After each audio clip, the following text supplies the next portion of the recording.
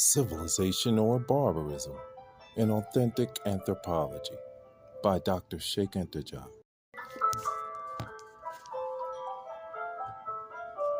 To these three levels correspond three types of conceptual apparatuses which have to be isolated with care, at least while keeping in mind their intercultural relations if one wants to deepen their analysis while methodically examining the difficulties one by one.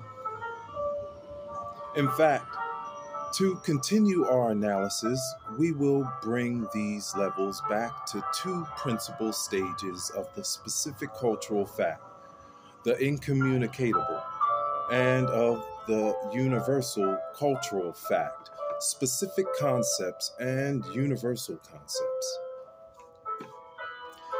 The arts. After having examined the specificity of linguistic expression and the constraints that it imposes on intercultural relations, let us see if the other modes of expression are privileged, those that are exclusively plastic, such as sculpture, painting, music, dance.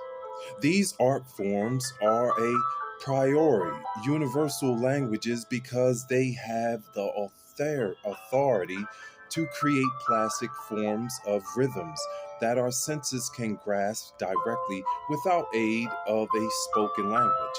Therefore, one has the impression that in the case of the plastic arts, there does not exist in the domain of intercultural relations an irreducible, impermeable nucleus where the specific elements of a given culture would be concentrated. Let us consider Negro sculpture, which without doubt has strongly influenced Western modern art of the 20th century. In studying this phenomenon, one realizes that the Western artist has borrowed from his anonymous African colleagues less a canon of beauty than the right to free himself from the classical canon of gold work and of anatomical rigor.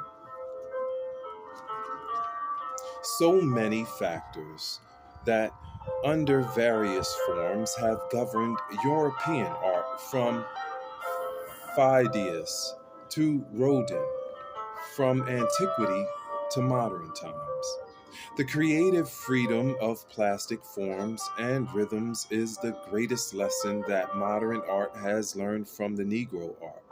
Obviously, this feeling of liberty is difficult to separate from the plastic inventions that it engenders, and almost all the modern artists create forms related to those of Negro art.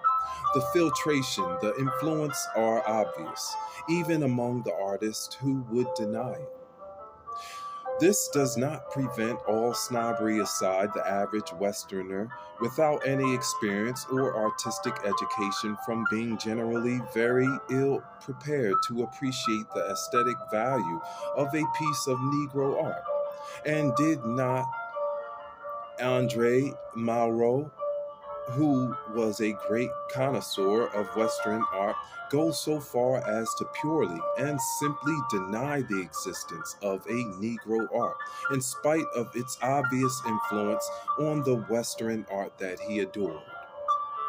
In the same vein, Japanese and Chinese painting is diversely appreciated in the West, even though it involves a universal language whose meaning is obvious from the start.